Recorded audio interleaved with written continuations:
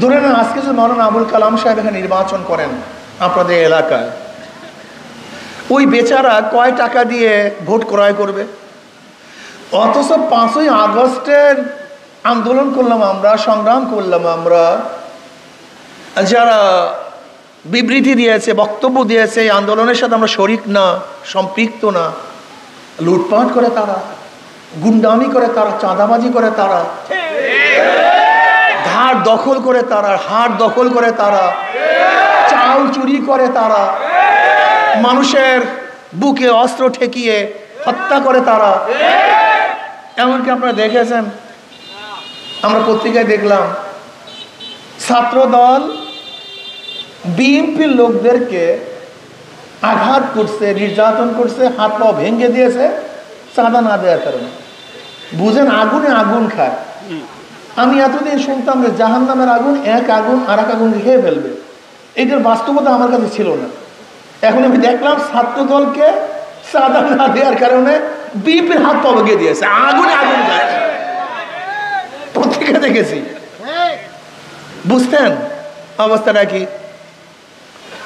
বিএনপির বক্তব্য এবং কাজ আওয়ামী লীগের বক্তব্য এবং কাজের সাথে হুবাহু মিল, কোনো পার্থক্য নাই।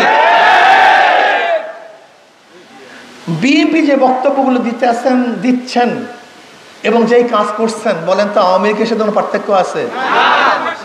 আওয়ামী লীগ একসময় ভারতের দালালি করছে, এখনো বিএনপি দালালি শুরু করছে। আওয়ামী লীগ একসময় চাঁদাবাজি করছে, বিএনপি এখন চাঁদাবাজি করতেছে। আওয়ামী লীগ একসময় জুলুম করছে, বিএনপি সেই জুলুম শুরু করছে। আওয়ামী লীগের সময় শুধু শুনছি কি উন্নয়ন উন্নয়ন, এখন শুনি নির্বাচন নির্বাচন। অথচ অন্তর্বর্তীকালীন সরকার এসেছিলেন 3টা কাজ নিয়ে: সংস্কার, এরপরে বিচার, এরপরে নির্বাচন। সুন্দর একটা নির্বাচন উপহার তারা দিবেন, গ্রহণযোগ্য নির্বাচন উপহার দিবেন।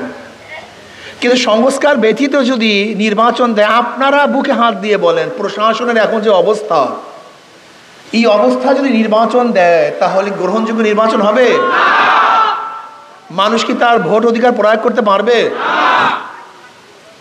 সেন্টার আবারও দখল হবে, আবারও বাক্স চুরি হবে, আবারও মারামারি খুনি খুনে হবে, প্রশ্নবিদ্ধ নির্বাচন হবে।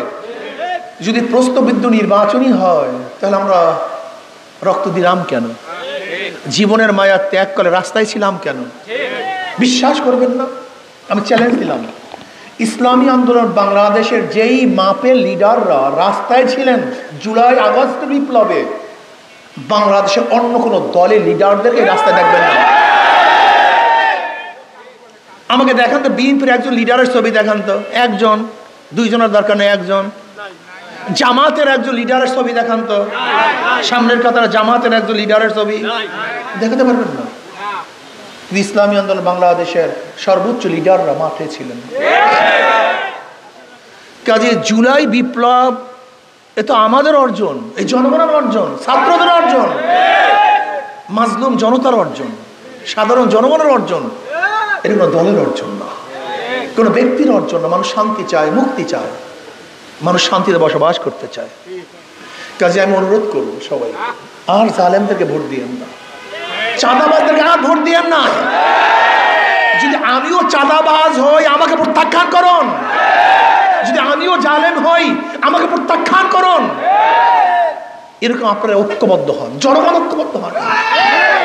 যেরকম জনগণ ঐক্যবদ্ধ হওয়ার কারণে ফ্যাসিস্ট সরকারকে তাড়াতে আমরা সক্ষম হয়েছিলাম, ঠিক যদি জনগণ ঐক্য হন তাহলে বাংলাদেশ থেকে চিরতরে চাঁদাবাজদেরকেও সরাতে আমরা সক্ষম হব ইনশাআল্লাহ।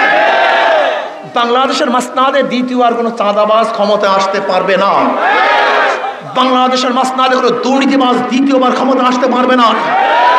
বাংলাদেশের মাসনাদে কোনো জালেম, ডাকাত, লম্পট এবং গুন্ডাদেরকে আর ক্ষমতায় বসানো হবে না ইনশাআল্লাহ।